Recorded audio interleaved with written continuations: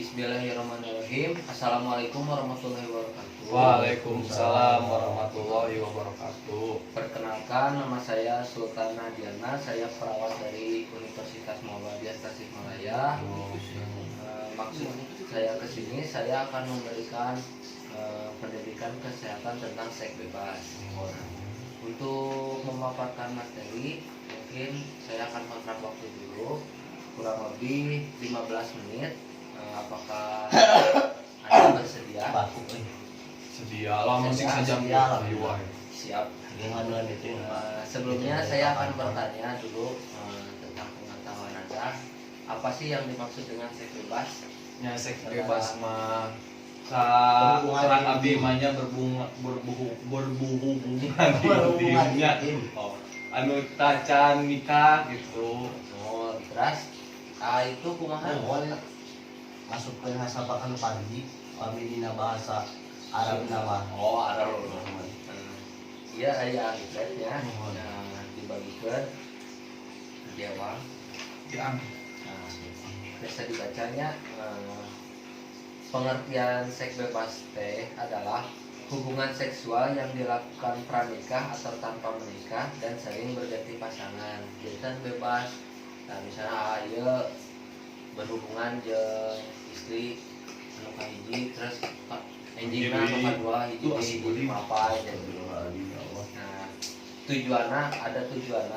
Nah, tujuan dari utama seks bebas adalah untuk memproduksi generasi selanjutnya. Terus yang kedua sebagai sarana untuk memperoleh kepuasan dan relaksasi dalam kehidupan. Terus faktor penyebab seks bebas itu yang pertama mulai dari pegangan tangan, terus sebatas ciuman di pipi dan di kening, terus meningkat lagi ciuman bibir, meningkat lagi pelukan, terus petting yang dimaksud adalah mulai berani melepas pakaian bagian atas. Nah, terus selanjutnya meraba ke bagian-bagian sensitif dan berani buka-bukaan. Terus yang terakhir melakukan seks, berhubungan seks. Nah, faktor lingkungan juga dapat berpengaruh. Pertama, pengaruh dari teman, pengaruh di sekitar tinggal, kurangnya kasih sayang atau perhatian dari orang tua, dan bisa disebabkan oleh broken home. Nah, selanjutnya dampak seks bebas bagi kesehatan. Yang pertama ada dampak fisik dan yang kedua adalah dampak psikologis. Untuk dampak fisik, yang pertama untuk perempuan di bawah 17 tahun yang pernah melakukan hubungan seks bebas akan beresiko tinggi akan terkena kanker serviks.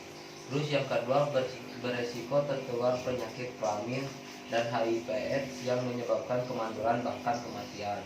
Terus terjadinya KTD atau kehamilan yang tidak diinginkan, hingga tindakan aborsi yang dapat menyebabkan gangguan kesuburan kanker rahim, cacat permanen bahkan berujung pada kematian.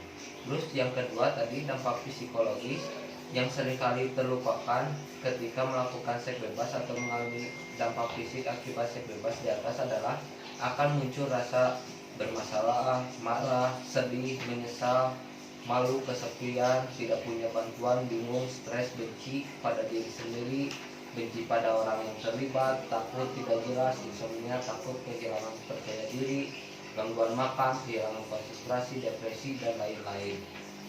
Nah, untuk di sini ada upaya pencegahan seks bebas. Yang pertama, adanya kasih sayang, perhatian dari orang tua dalam hal apapun, serta pengawasan yang tidak bersifat mengekang. Terus yang kedua, pengawasan yang perlu dan intensif terhadap media komunikasi. Yang ketiga, menambah kegiatan yang positif di luar sekolah, misalnya kegiatan olahraga. Dan yang keempat, perlu dikembangkan model pembinaan remaja yang berhubungan dengan kesehatan reproduksi. Dan yang terakhir adalah perlu adanya sikap tegas dari pemerintah dalam mengambil tindakan terhadap perilaku seks bebas.